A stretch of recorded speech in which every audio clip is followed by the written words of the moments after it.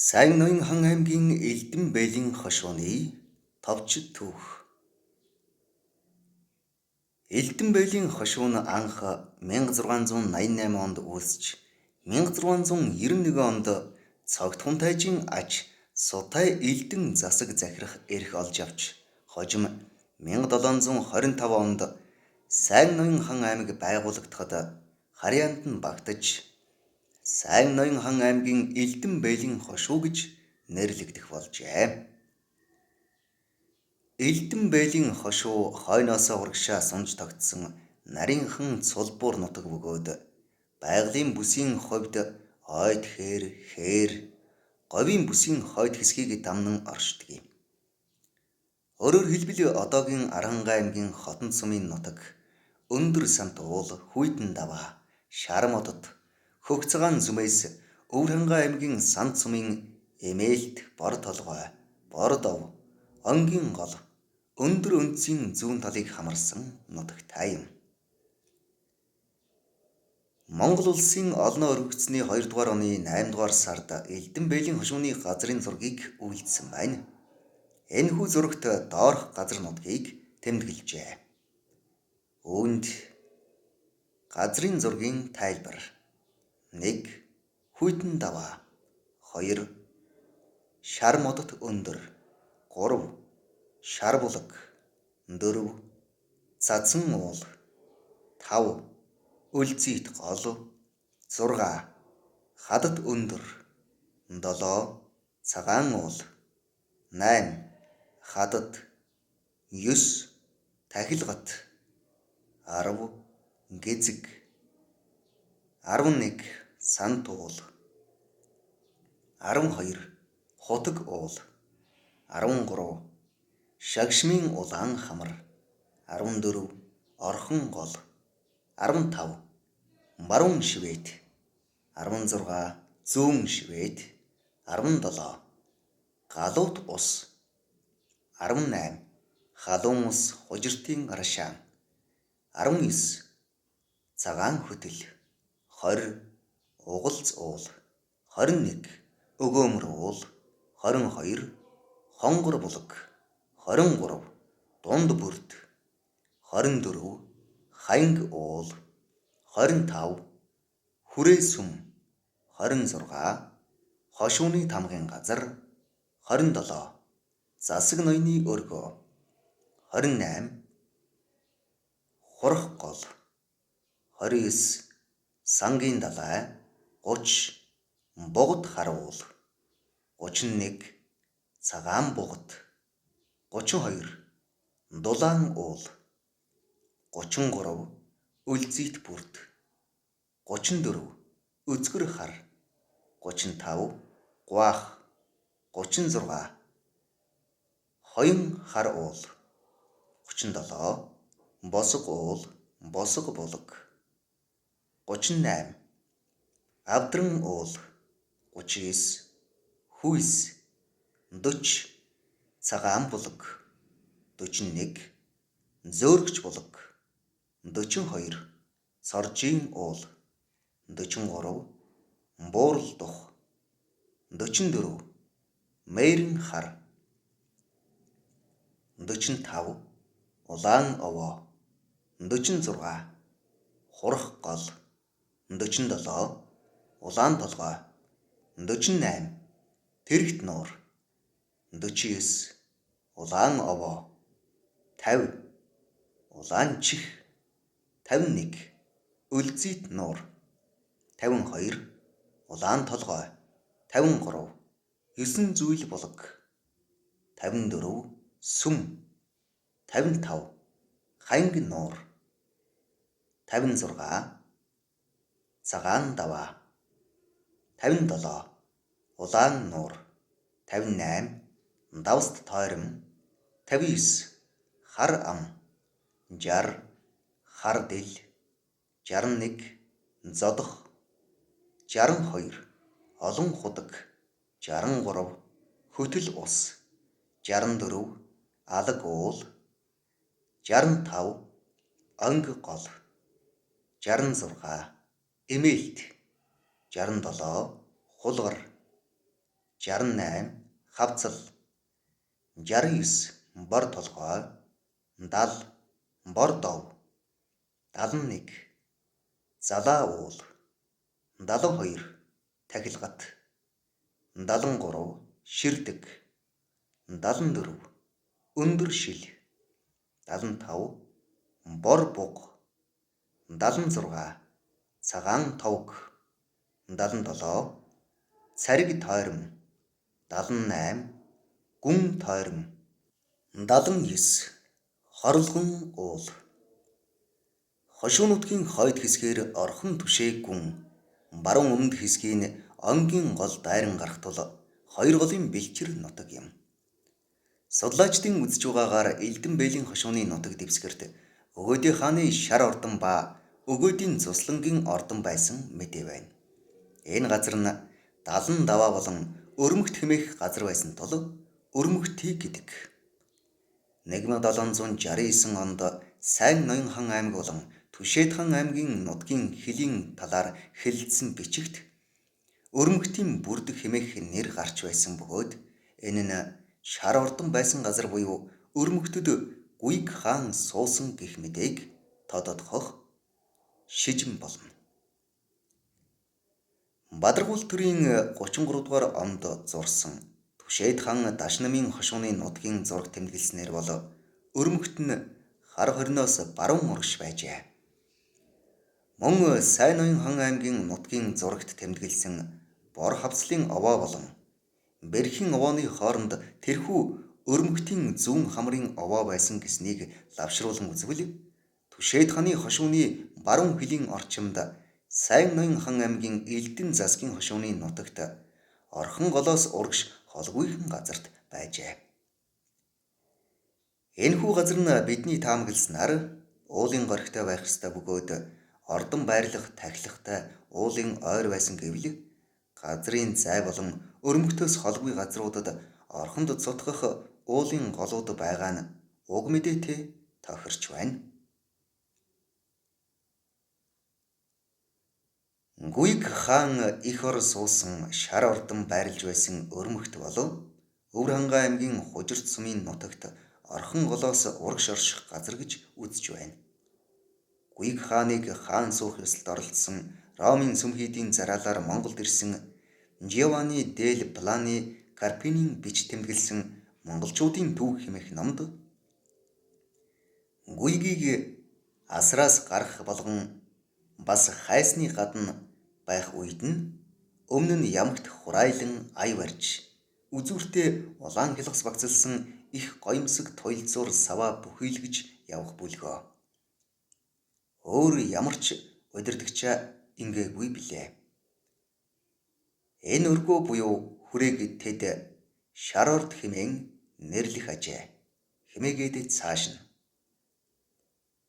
бүгдээр хамт хөдлөөд 3-4 левцийн газарт очиход уул усан жигдэрсэн нэгэн сайхан талд уулын нэгэн горхины дэргэд бас өөр нэг цачир бэлтгэснийг тэд алтан орд гэж нэрлэх ажээ. Хэмээн бичсэн байдаг. Өрмөгтий хэмээн нэрлэж буй энэхүү газар нь Хужирт сумын 1-р авгийн нутагт буй өрмөгт мөн болов уу хэмээн судлаачид таамаглаж байна. Элдэн бэйлийн нутагт байдаг байсан Хужиртын халуун рашаан нь Монгол улсын аялал жуулчлалын орхон бүсийн савд багтдаг. Далайн төвчнөөс дээш 1650 м оршдог азот, гидрокарбонат, карбонат, сульфат натрийн шүлтлэг чанартай цахиурийн хүчил хөхөрт ус төрөгч агуулдаг 55-аас 58 градус халуун аршаан юм. 400 гаруй жилийн өмнө нээгдсэн Монгол орны томоохон орд газруудын нэг. Тус сувлил нэг ээлжиндээ 300 хүн хүлээн авах хүчин чадалтай, мэдрэл, үе мөч, тулгуур эрхтэн, арьс эмэгтэйчүүдийн өвчнийг эмчлэх аргаах хувьдастай юм. Элдэн бэйлийн хүрээ буюу Гандан Норвлын хийдэн Ухаа овоо хэмээх газар байрлах бөгөөд 20 гаруй шавьтай чойрын ном хурдаг байжээ. Анх 1806 онд шашны төв болон байгуулагдж байв. Нутгийн ардууд мал хөрөн хандивлан Үр хүүхдүүд нь шавлын сууж, ард олны нэлээд хэсэг нь хойд талдаа төвлөрөн суурьшжээ. Зөвхөн Элдэн бэйлийн хүрээ жасын мал 444.6 мянгад хүрч байсан мэдээ бий. Элдэн бэйлийн хошуудад хэд хэдэн сүм хийд байсан билээ. Эдгээрийн тухай Өвөр Ангай аймгийн Түүх соёлын цувралын 6 дугаар бодит орсон учраас энд дахин өгүүлсэнгүй орхилоо. Энд тэмдэглэхэд цогтхон тайжийн гал голомтыг залган өнөөхөр асааж явж буй ард түмэн бол Элдэн бэйлийн хошууны харьяат ард олон билээ. Түүхийн урт удаан хугацаанд бүдгэрсэн хэдий ч үндэс угсаа гарал үүслэн тооцсоор суух хөвшит буурлууд одоо хэр байсаар байна. Өвөг дээдсийн аман хууч ярианд өөрсдийгөө Элдэн хун тайжийн угсаа үр хойдсон гэдэг. Элдэн бэйлийн хошууны тайж ноёд харьяат албадын уг гарал нь 17 дугаар зууны үеийн Монголын түүхэнд тодорхой улмөр гавьяа зүтгэл гаргасан цогт эх оронч, яруу найрагч Түмэнхэн цөөхүр цогтхон тайжийн үр хойдс билээ. Түүхч Дэ гонгоргой халах товчоон бүтээлдээ цогтхон тайж нь аль аймгийн хэн гэгч эзэгтэйтэй ураг холбосон тодорхойгүй.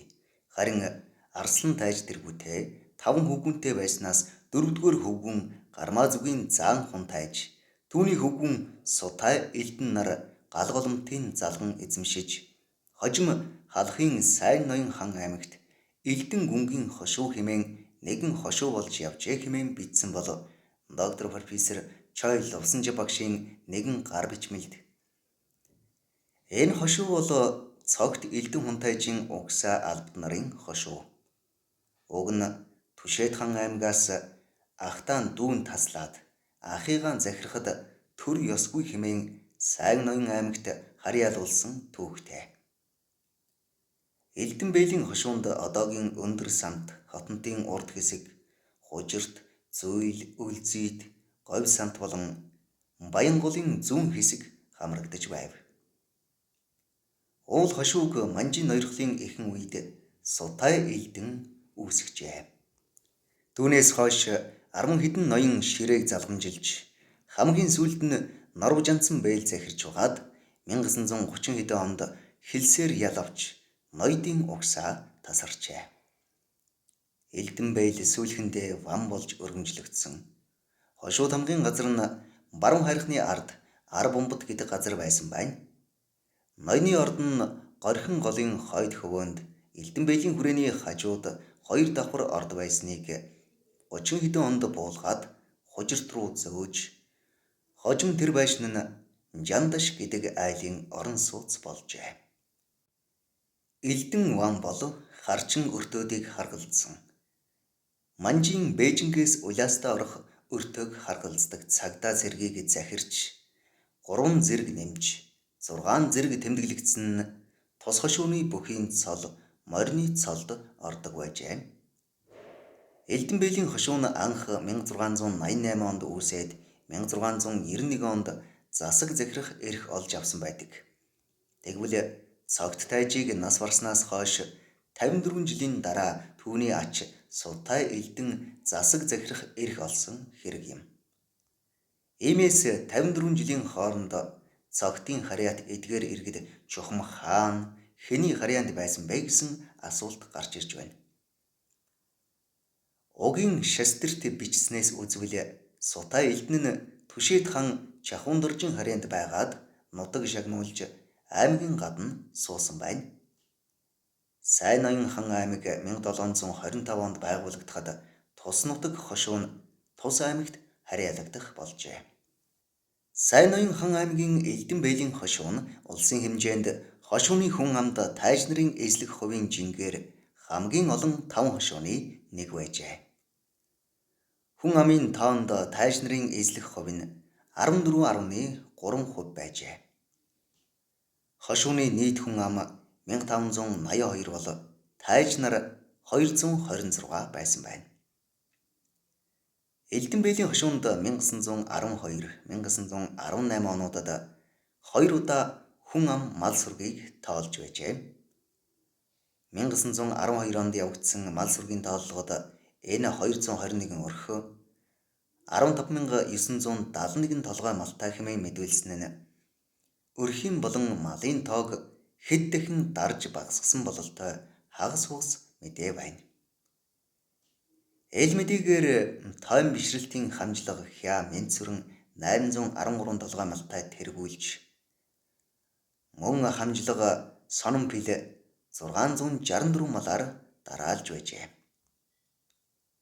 Малын тоо ийхүү дарж багасгах нь манжин үеэс эхэлсэн үзэгдэл бөгөөд алба татвар баг төлөх гэсэн эдийн засгийн нарийн учир шалтгаантай ажээ. Энэ дарамт сая арилахад 1918 оны тоо бүртгэлээр тус Элдэн бээлийн хошуу 457 өрх, 1582 хүн амтай, 109.9 мянган малтай гэсэн үнэн мэдээ гарсан байдаг. 1922 онд Сайн Ноён хан аймаг Элдэн засаг төрийн бэйл Наруу Жансны хошууны бүх хүн малыг магадлан байцааж тодорхойлсон нь. Үүнээс дээш засаг 1, орон тоогоор байгуулсан туслагч түшмэл 7, зэрэг олсон олоогүй 4 зэргийн тайж 194, ховрог ламнар ба сум хамжилгын ард насанд хүрээгүй хөвгүүд эмс охид бүгд ам 1784 болохоос номын сургууль дагаж хүрээ сум хурлын газар суух гэлэн ховрог тайж ард 318, 18 наснаас 35 нас хүртэл идэр тайж ард 217. Үүний дотор дутуу тахир болох зэргээр онц эмгэлсэн идэр тайж ард 29, хөгшид 334, насанд хүрээгүй өвгүүд 217, охид эмс 699, өрх 476, адуу 6303, тэмээ 1590, хонь ямаа 31536, үхэр 1849 болно хэмээжээ. Бадаргуул төрийн 3 дугаар онд засаг барьсан Эренчин Жунай ноён буюу өндөр дархан ноён хэмээн алдаршсан энэ ноён их буянч уран дархан хүн байсан учраас ийхүү нэрлэгдэжээ. Учир нь 5 дугаар Далай лам Агван Лувсан жамцын айлдсан баясах дуун их шиг зохист аялгауны толын том тайлбарыг өөрөө удирдан хөрөн гаргаж Элдэн бээлийн хүрээнд барлан гаргажээ. Модон бараар уул номын төгсгөлд Элдэн бээл Эренчин Жунайн тэтгэлэг хөрөнгөөр хэвлүүллээ гэж байдаг. Сонин баяр. 11-р үеийн ноён Дондов Жансны хатан Цэрэн долгор нутаг орондоо гоё ажаа хэмээн өргөмжлөгдсөн. 1960-аад он хүртэл амьд цэрүүн байсан бөгөөд манжтай, төвдтэй, Монголтой үлгэр туйлж, тайж ноёдын угсаа түүхийг ихэд хэлж ярьдаг нэгэн байжээ. 12 дахь удаа залгамжилсан Дондов Жансны хүү Норов Жансн нь 1930-аад оны хэлмэгдэлтэд өртөжээ. Тэрээр хэлмэгдлийн хар шуурганаас дайжин орон нутгаасаа гарч Төв аймгийн Сэргэлэн сумд хоршооны бичээч нярв зэрэг ажлыг хийж угаад Ногоомолгайтанд баригдан цаазлуулжээ. Мөн Дондов Жансн ноёны том хүү Содном Жамцн лам хүн байсан учраас засаг барилгүй дүү Норов Жансн засаг барьсан ба Содном Жамцн хувилгаан лам хэмээн өргөмжлөгдөж байсан. Учир нь бээлийн багштан хэмээн алдаршсан Агван дамбын 3 дугаар дүр нь байжээ. Энэхүү бичвэрийг Пэч Үлтэмсрөнгийн бичвэрээс сэрүүлэн орууллаа. Зураг Элдэн ван Норов Жансн.